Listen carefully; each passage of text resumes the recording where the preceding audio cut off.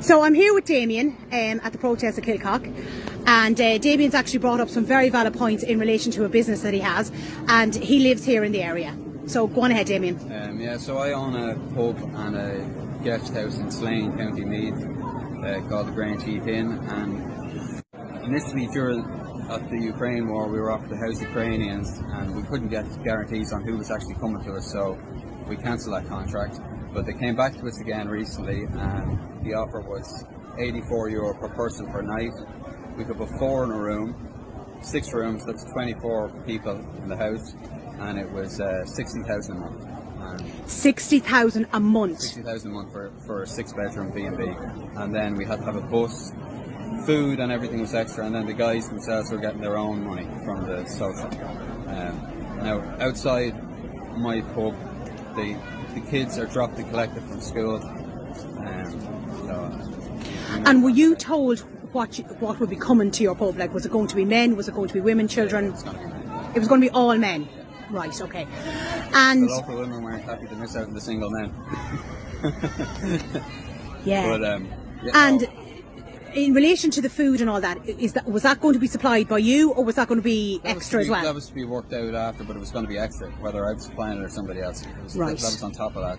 So it was 62,000 a month, I think. So it's about $250,000 a year for me for accommodation, and then there was food, buses, and whatever the lads were getting themselves. Okay. Because of the community, I have so many friends there, I couldn't do that to them. But this guy bought this building for 3.5 million. If he gets 300 people in there, he's going to get 10 million a year. 10 million a year. And there's no playground in the town. You ring for a doctor for your kid, it could be a week. You know what I mean? And these guys will have a doctor on site. Yes. You know, so like, where does it end?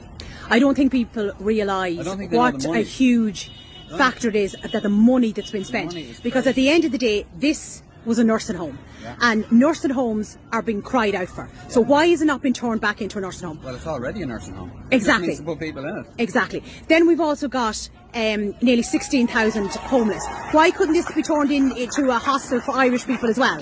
You know, there's plenty of things could have been done with this. Well, if you go up, I got Finglas all the time. There's people under the bridges up there. Irish people living under the bridges. In the Travelodge in Ballymun, there's an iPass centre.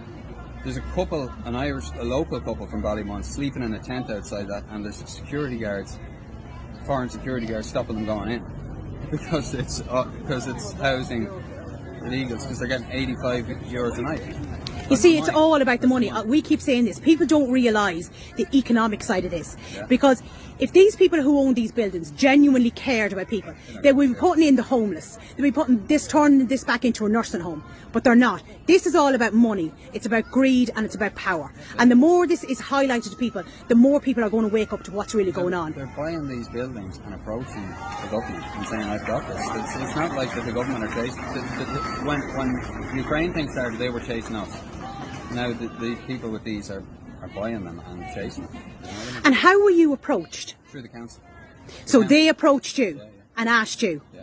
Well, fair play to you, Damien, for saying no and putting the local community and everything, you know, ahead of that. Because what people don't realise as well is, with all these hotels closing, never mind, we'll say, the tourism side of thing, it's also the employment. Yeah. It's also the money into the local economy. They don't realise the knock-on effect that this is having, you know. So honestly, fair play to you for doing that. Cool. Thank you.